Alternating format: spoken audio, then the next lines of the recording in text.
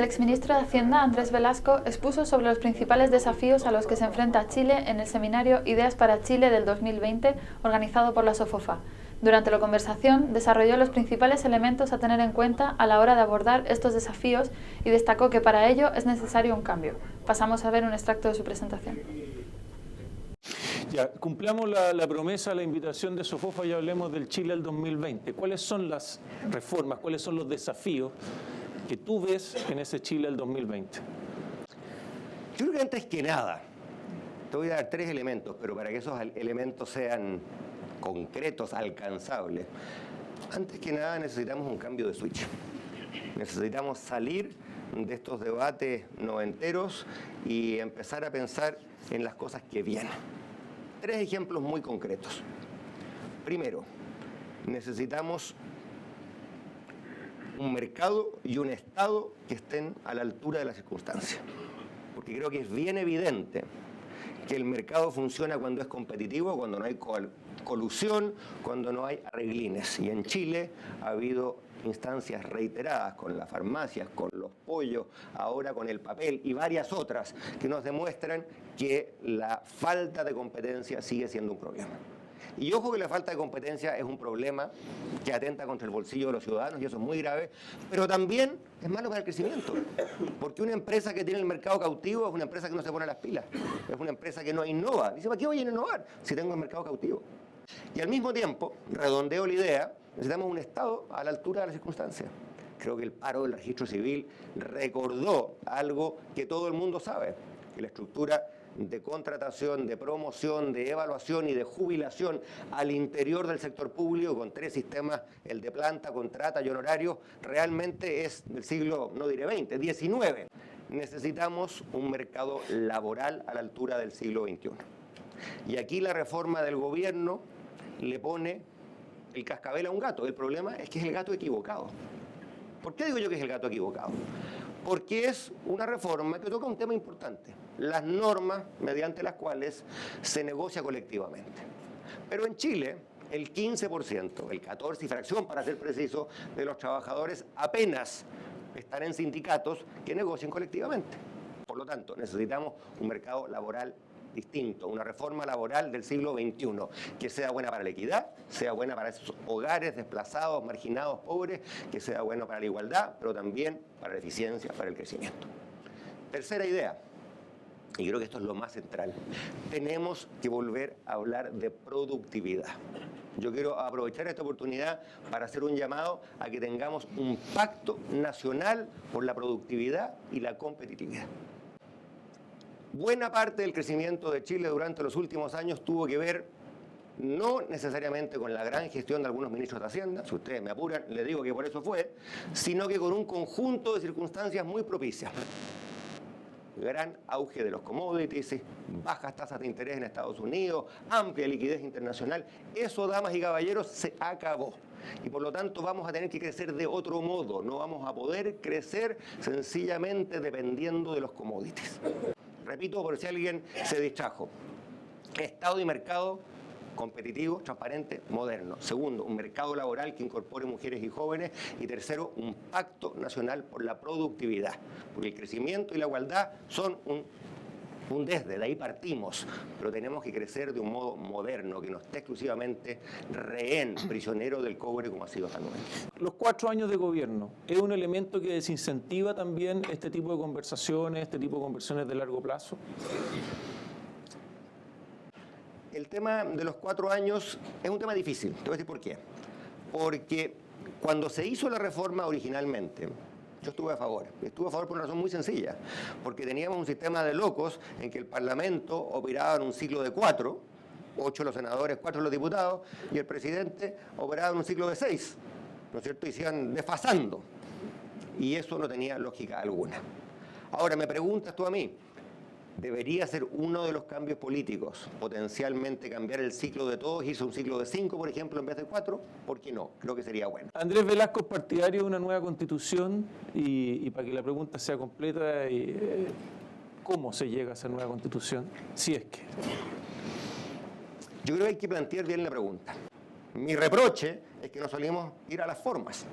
Y yo creo que aquí el país ha estado entrampado en un debate falso. Y les voy a decir cuál es el debate falso, que tu pregunta evita. El debate falso es que todos hablan del mecanismo. Y hablamos del mecanismo, y hablamos del mecanismo, y hablamos del mecanismo. Y el mecanismo puede ser Cachipún, puede ser Matita, puede ser NTNTU. Bueno, el gobierno los puso los tres porque no pudo decidir, ¿no es cierto? ¿Y por qué hablamos del mecanismo? ¿Por qué estamos entrampados en eso? Porque eso oculta las diferencias grandes que hay en el mundo político internacional acerca del contenido. Y como ellos intuyen que el contenido o no lo han pensado, o cuando lo han pensado se dan cuenta que hay diferencias abismantes, dicen, no hablemos del contenido, quedémonos aquí en este debate tan interesante entre la Matita y el Cachipún, ¿cierto? Yo invito, así como hacía un llamado a que tengamos un nuevo gran acuerdo nacional sobre el futuro, la competitividad y la productividad. Invito también a que nos dejemos de hablar de formalismo y empecemos a hablar de contenidos. Yo creo que a Chile le hacen falta cambios políticos, institucionales y constitucionales de fuste, potente. Ahora, lo que yo creo que no hay que hacer, déjame terminar un elemento más, lo que no hay que hacer es tirar por la borda 25 años de democracia. Esto lo dijo muy certeramente el otro día una persona muy sensata, el excontralor Ramiro Mendoza. Dijo, partir de cero implica tomar los últimos 25 años de democracia y tirarlos por la ventana. Yo creo en una manera liberal de hacer las cosas. Y el liberalismo tiene como uno de sus preceptos la noción de que nadie se la sabe toda, de que nadie tiene tanta sabiduría que es capaz de sentarse en una oficina y diseñar, partiendo de la nada, el esquema institucional perfecto. Los países que tienen buenas constituciones las han ido haciendo, modificando, adaptando, asegurándose que la constitución está a tono con el país.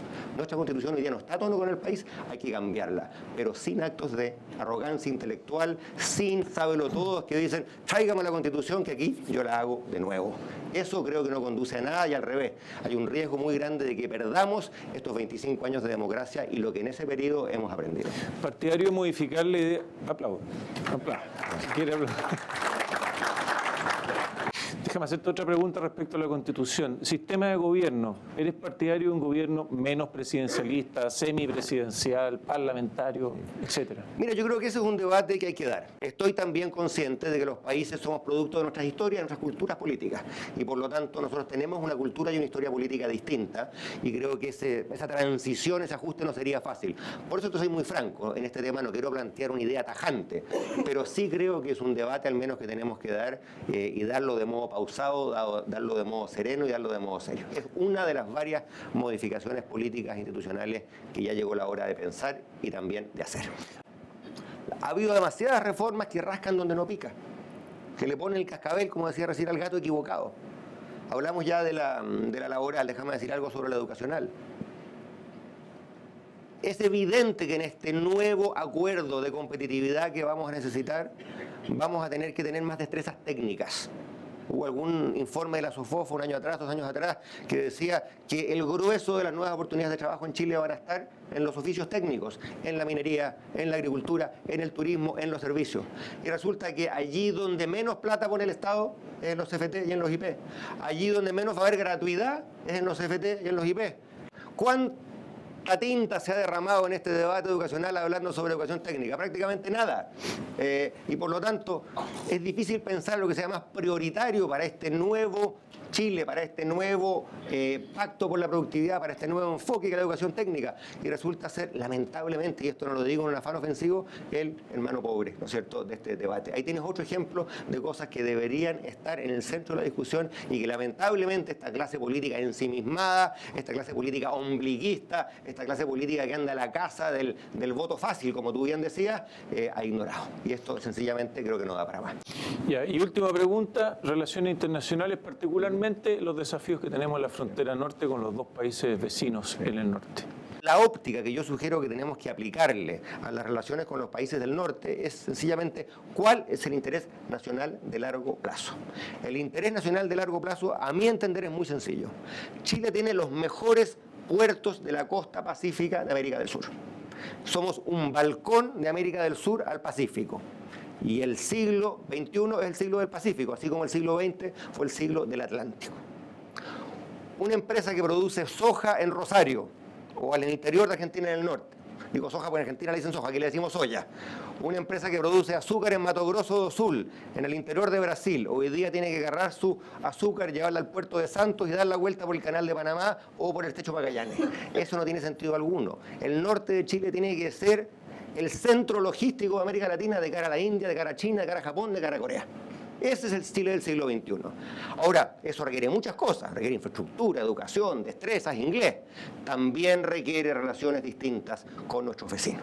Tenemos que entender que está en el interés nacional chileno de largo plazo cambiar el estado de las cosas de modo que ese camión que viene con azúcar de Mato Grosso do Sul pueda pasar por Bolivia, llegar a Chile, embarcarse, ir a China y dar empleos de calidad en el norte de Chile. Te añado una segunda cosa, que no tiene que ver ni con Perú ni con Bolivia. En América Latina hemos avanzado mucho en la democracia en ciertos países, pero hemos retrocedido mucho en la democracia, y lo digo dolorosamente, en otros países. Y el caso paradigmático es Venezuela. Y yo con Venezuela tengo además un vínculo especial, porque cuando a mi padre lo exiliaron de Chile y lo mandaron a Argentina, cuando en Argentina los chilenos solían matarlo, el país que lo acogió, lo sacó de Argentina y lo llevó a Venezuela, lo llevó a un país libre, un país seguro, fue precisamente Venezuela. Y por lo tanto lo que está pasando en Venezuela me duele. Y me duele mucho el silencio cómplice de todos los gobiernos de América Latina, incluyendo el chileno, a la hora de no decir que en Venezuela se está quebrantando de modo brutal la democracia. Brutal. Cuando vino la mujer de Leopoldo López a Santiago, Lilian Tintori, yo almorcé con ella y me contaba que para intimidarlo, para amedrentarlo, a medianoche se abren las puertas de la celda de Leopoldo López, entra un tipo con un soplete y le prende en llamas la sábana. Y le dice, me quiero asegurar de que no tengas ningún libro aquí porque tú no puedes leer. ¿Qué ejemplo de truchería institucional más tremenda es la de un juicio falso en que es tan falso que el fiscal dice que es falso? Y el fiscal se arranca del país porque lo estaban presionando para que condenara injustamente a un ciudadano, a un líder político. Yo quiero aquí reivindicar algo que me gusta mucho y que dijo Mauricio Macri antenoche en el debate presidencial argentino. Macri dijo, si yo soy presidente de la Argentina, voy a pedirle a la OEA que aplique la cláusula democrática. La cláusula democrática, les recuerdo, es la cláusula acordada por las democracias en América Latina que exige que los miembros de la OEA sean plenamente democráticos. Hoy día Venezuela no lo es, está en violación de los preceptos de la OEA y hemos sufrido un largo y doloroso silencio cómplice de los países de la región. Eso tiene que terminar. Bueno.